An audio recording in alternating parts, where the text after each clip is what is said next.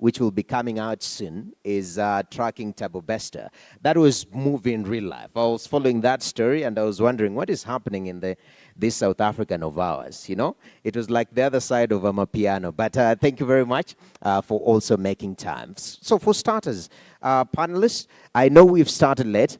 Initially, I was supposed to give you a minute or two to explain to us, if I haven't done justice to what you guys do, yeah? Because on paper might be one thing, but on the ground is something different. In Kenya, we say kwa ground vitu ni different. So I will start with you, Vanessa, briefly. All that, because you have quite a huge resume. In brief, how do you describe yourself as a filmmaker or as a participant in this industry? Sorry, can you hear me? Firstly, good morning, everyone. So I struggle all the time with describing myself in this industry because I do so many different things, right? I wear so many different hats. I'm a producer, a director, a writer. I'm involved in the music industry as well. I've been leading films, reality shows, live events, and then, of course, commissioning content for MultiChoice and Showmax. So I would just describe myself as an all-rounder, basically. All-rounder. And I feel when you come to the film industry, being an all-rounder is non-negotiable. Because at one point, the boom swinger will be late or will have an emergency, and that day you become the boom swinger. I did that once on a set, and it was quite interesting. But that's amazing. All-rounder, as filmmakers, especially as independent filmmakers, we can relate to that very much. Sam, you know your name has Soko, and we are calling this, Kalasha Film and TV Market, so you're in the right place. You are a documentary filmmaker. What is your identity in this film industry? Hey, good morning. Good morning, guys. Hey. I know we're few, but we can be louder. Good morning. Yeah. Yes. It's very difficult to, like, I think what Vanessa's talking about, to place yourself specifically, even if a lot of the time we do try to specialize in the work that we do. I do work in nonfiction. However, I work in an organization that works in fiction and nonfiction, meaning you get to traverse all this world. So based on the exact definition of the work I do, I'm a therapist, I'm a fundraiser, I'm a friend, I'm a collaborator. I think it kind of espouses all the roles that we do, beyond calling ourselves as producers, directors, editors, and all these other things. Okay. Especially if you're a fundraiser, I think therapy becomes a critical component of, your operations. And I'm glad you've espoused being all-rounded. Those are critical components. I don't know, how many of us here have seen a therapist before? We have one in the panel. After, just approach him. It's going to be fine. Daudi, a powerful name, sir. You are one of the people who captures when you talk about cinematography. And apart from that, you are also running a production company. Yes. So very all-rounded again. What is your identity in this film industry? For me, it is just about doing what you love. And as a filmmaker is finding the right stories. And these stories are the things which are making you to become one of the best filmmakers.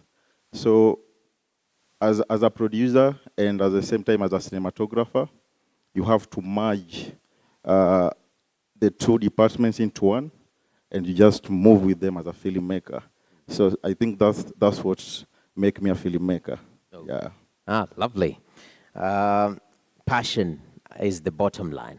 Thank you very much, Ms. Hyan G. Thank you very much for making time to be here with us, all the way from China. And to start this discussion,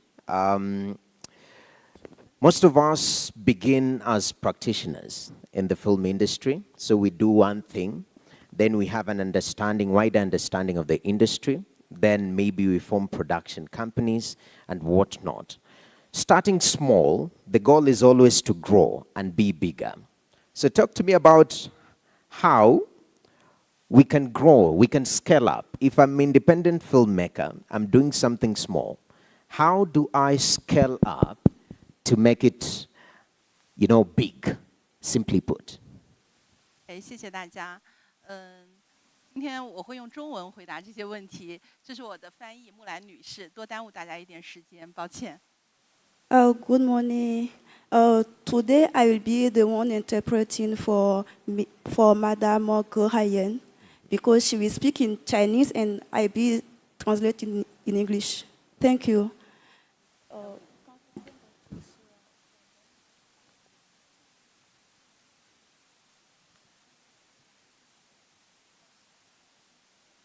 All right.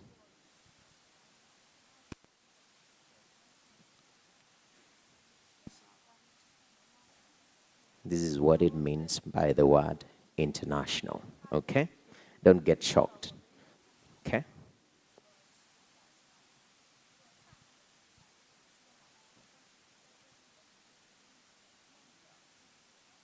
All right.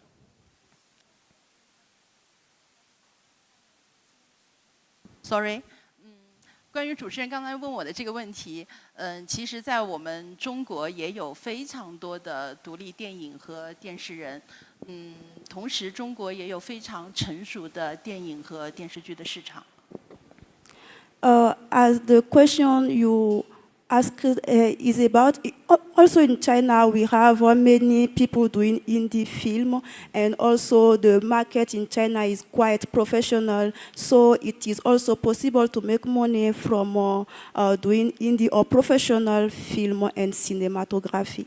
Okay. Yeah， 我想每个人进我们这个影视行业都是因为热爱，因为喜欢，所以，但是今天的这个主题特别好，当艺术遇见经济，我们希望去做一件可以挣钱的影视行业的项目，所以我们是觉得作为制片人而言，对项目、对市场一定要有一个成熟的判断。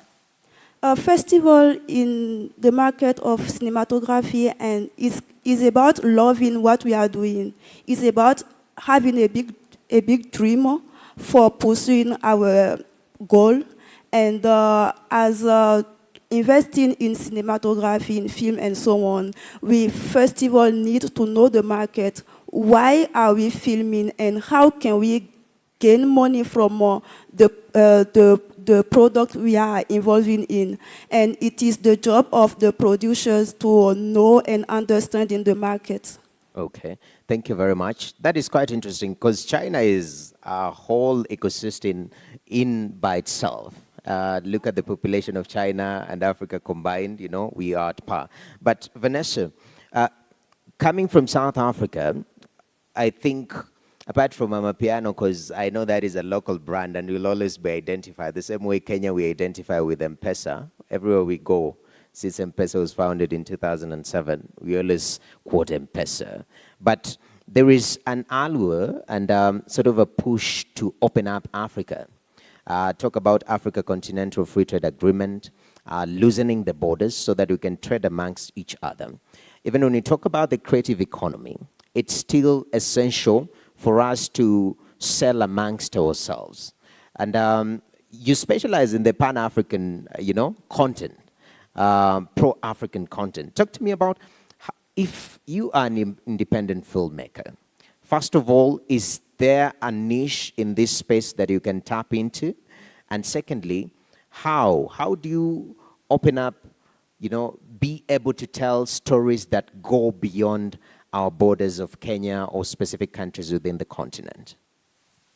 So I'll answer your first question. I think the answer is quite simple. We live in an age where accessibility to resources and individuals is very easy. You can hop onto any social media platform and contact Noah and ask him for collaboration or ask him for information or whatever, So I would implore young people to use that resource. It's a resource that wasn't there before, so we're quite fortunate that we have that now.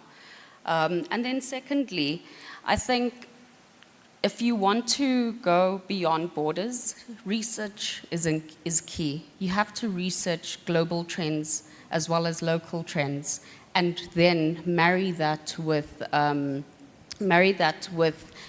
your local resonance, right? Because as African storytellers, we have so many rich stories to tell, and the best people to tell those stories are us, and the world has recognized that now.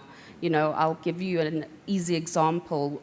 Disney approached a couple of African creatives to do a series called Kizazi Moto, and it was about Afrofuturism, right? So Afrofuturism is a global topic at the moment, and what made those pieces of content win awards and go to the Oscars and go to the Annies is that they localized them. They told the story of a Kenyan boy. They told the story of a South African girl ululating.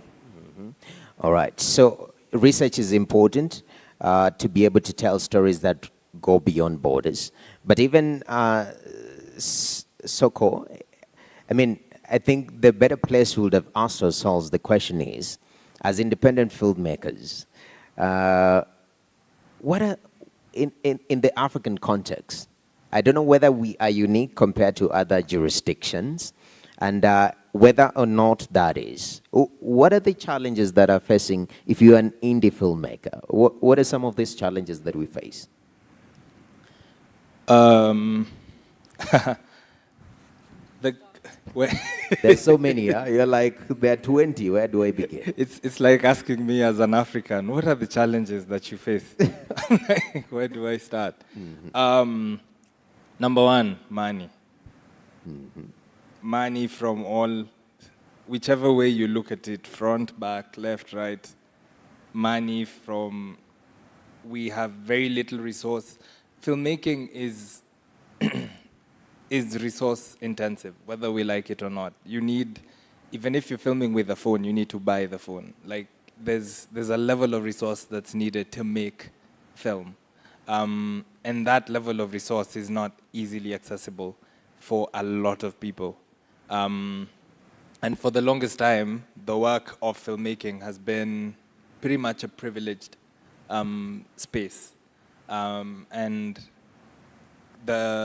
I would say liberalization of access, particularly because of the internet and social media and all these other things, have enabled stories to get to the world a lot faster. You can kind of, a lot of middlemen have been removed in that way. However, there is need for, at bare minimum, a base resource to engage in. And this is like across the board. Even if you're making something for a very small market or you're trying to make something for a big market, finding and collecting resources is very difficult and continues to be a very big challenge. Number two, infrastructure or policies or structural systems that allow people to do their work effectively.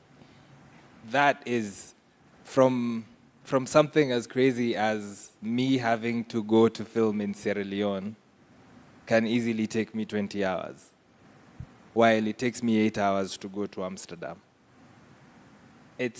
There's a lot of blocks, just infrastructure, on a policy level, transport. Like, there's so many barriers that exist to make or develop work. Okay. Number three, education. We still, by and large, a majority of filmmakers in this continent go to YouTube University. That's where we've learned our trade. That's where we continue to learn our trade. We depend on, what's it called it? A session here, a session there.